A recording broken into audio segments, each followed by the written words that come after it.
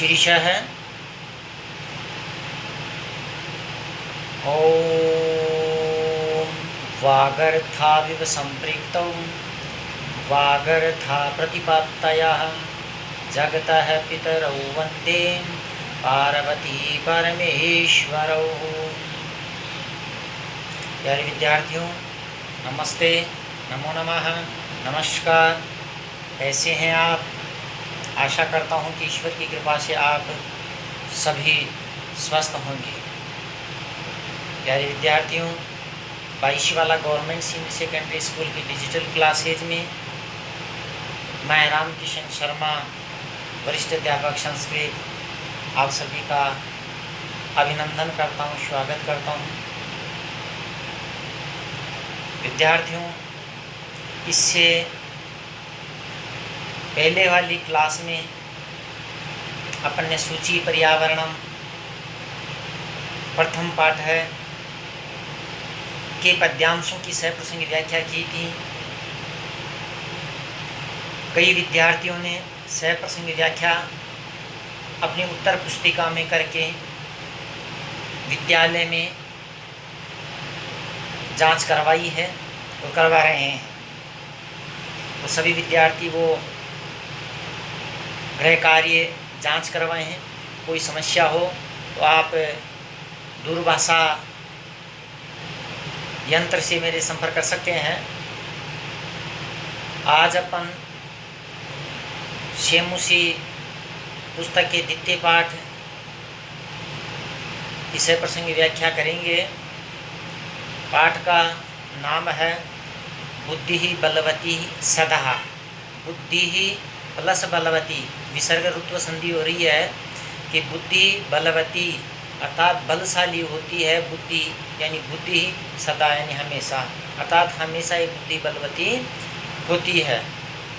इसका जो एक गद्य है उसका वाचन करते हैं कि प्रस्तुत पाठ है सुख सप्तति इति कथा ग्रंथात् संपादितं संपादनं कृत्वा संगृहीतः अस्ति।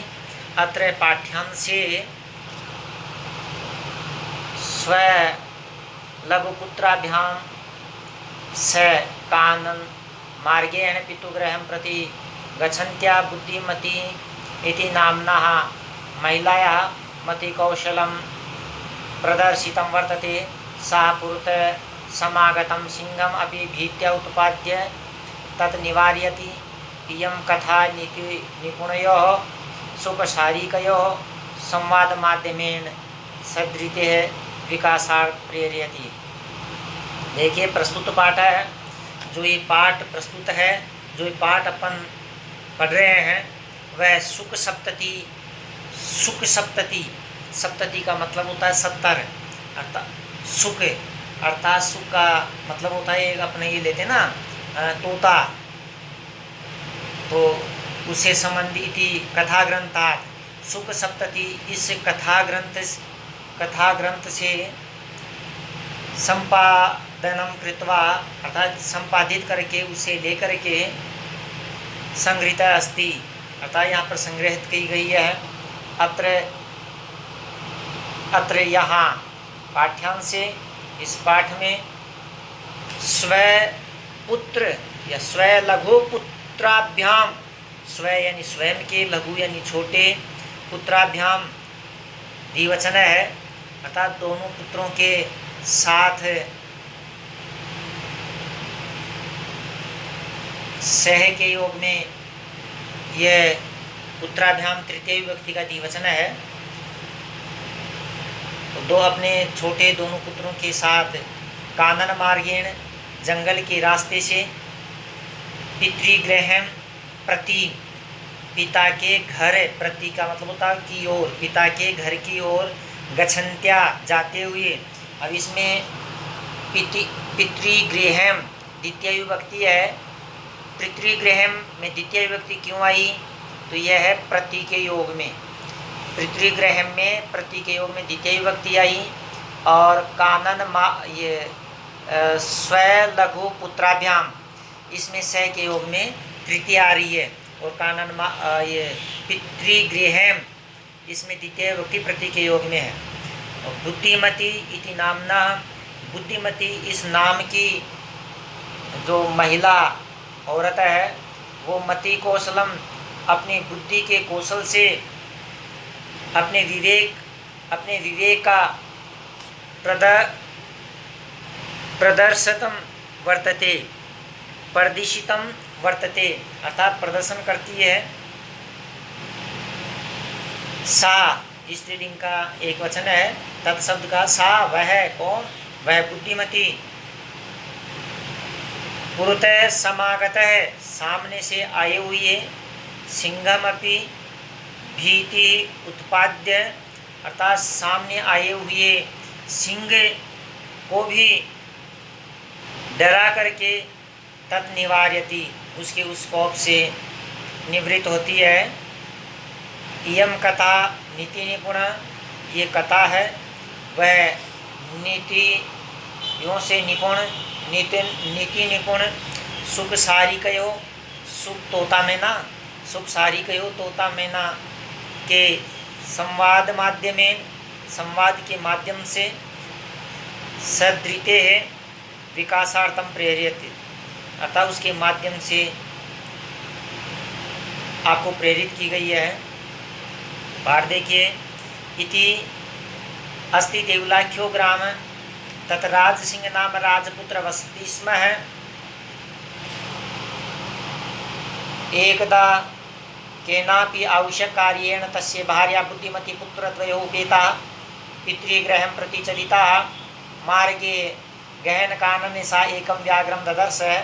सा व्याघ्रम आगच्छन्तं दृष्ट्वा दृष्ट्या पुत्रौ च वेगया प्रहृत्य जगाद। कथम एक से व्याघ्रम भक्षणाय क्लहं कृतः अयम एकः तावत् विभाज्य भुज्यताम पश्चात अनयोदित्ये कश्चित् लक्ष्यते। देखिए देवलाख्यो ग्राम अस्ति। देउल आख्ये का मतलब होता है नाम वाला, अर्थात देउल नाम का ग्राम अस्ति ये गांव है। तत्र पुत्र कहाँ, तो यह है उस देवलाख्यो उस देउल नाम के गांव में राज सिंह है। राज सिंह नाम का राजपुत्र है, राजा का पुत्र राजपुत्र है। मैं तत्पुरुष समास हो रहा है। वसतिष्म है, बसता है, निवास करता है। एक बार केनापि किसी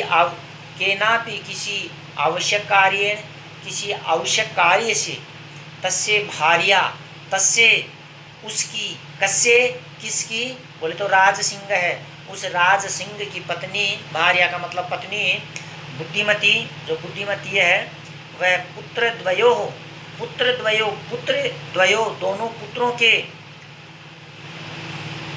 उपेता सा दोनों पुत्रों सहित पितुगृह अपने पिता के घर की प्रति यानी ओर चल देती है। और मार्गे रास्ते में, सप्तमी का एक वचन है, रास्ते में गहन कानने भयंकर जंगल में सा वह बुद्धिमती एकम व्याघ्रम ददर्श एक बाघ को देखती है, एक शेर को देखती है। और सा वह स्त्री बुद्धिमती व्याघ्रम आगच्छन्तम दृष्ट्वा बाघ को आगच्छन्तम गच्छेनि जाना और आगच्छेनि आना अर्थात अपनी ओर आते हुए को दृष्टवा देख करके, दृश्य धातु में कत्वा प्रत्यय लगा हुआ है बेटा, दृश्य धातु और कत्वा प्रत्यय कर या करके अर्थ में लगता है, यानी देख करके। भ्रष्टयात पुत्रौ अर्थात बिल्कुल क्रोधित हो करके पुत्र अपने पुत्रों को चपेटिया चाटा, प्रहृत्य मार करके, प्रय उपसर्ग पूर्वक रित्य धातु यह प्रत्यय हो रहा है इसमें, अर्थात चाटा मार करके। जगा दे का मतलब ऐसे नहीं उठा दे, नो, जगा दे यानी कहा। कथम एक से में वृद्धि संधि हो रही है। कथम यानी कैसे, एक से एक करके व्याघ्र भक्षणाय इस बाघ को खाने के लिए कलहम कुरुत है, तुम दोनों कलह कर रहे हो, क्लेश कर रहे हो, झगड़ा कर रहे हो। अयम एक है, ये एक ही है। तावत तब तक विभाज्य बांट करके, भुज्यताम खा लो, ये तो एक ही है, तो आप ऐसा करो तब तक इसको बांट करके खा लो। कब तक? अर्थात पश्चात अन्यो, इसके बाद कोई अन्यो द्वितीय, कोई दूसरा, कश्चित लक्ष्यते, दिखाई नहीं दे। कश्चित लक्ष्यते, कोई दिखाई नहीं दे। कश्चित लक्ष्यते में लत्व संधि हो रही है, जब तक कोई दिखाई नहीं दे तब तक आप इसी को बांट करके खा लो। इति, इस प्रकार, श्रुत्वा, सुन करके, व्याघ्रमारी, जो बाघ को मारने वाली, काचित इति, कोई, इति इस प्रकार, मतवा मान करके, तो ऐसा मानता ही रहता है तो कोई बाघ को मारने वाली है, ये तो कोई बाघ को मारने वाली है, ऐसा मतवा मान करके, व्याघ्र है जो वह बाघ है, वह व्याकुल चित्त है, भय से व्याकुल होकर के, भय से व्याकुल होकर के वहाँ से क्या करता है, भगता है, भग जाता है। आज की इस कथा संग्रह में जो सुप्त सप्तती के द्वारा, कथा ग्रंथ के द्वारा ली गई है, उसमें आज इतना ही पढ़ेंगे। बेटा ये गद्य हैं और गद्य के आपको 3 पॉइंट करने हैं। मैंने बताया था, पहला है सह प्रसंग, दूसरा इसमें हिंदी व्याख्या, और लास्ट में अपन इसका देंगे व्याकरण पॉइंट। कोई भी समस्या हो तो आप मेरे से पूछ सकते हैं। आज की क्लास में बेटा इतना ही। जय तु भारतम, जय तु संस्कृतम।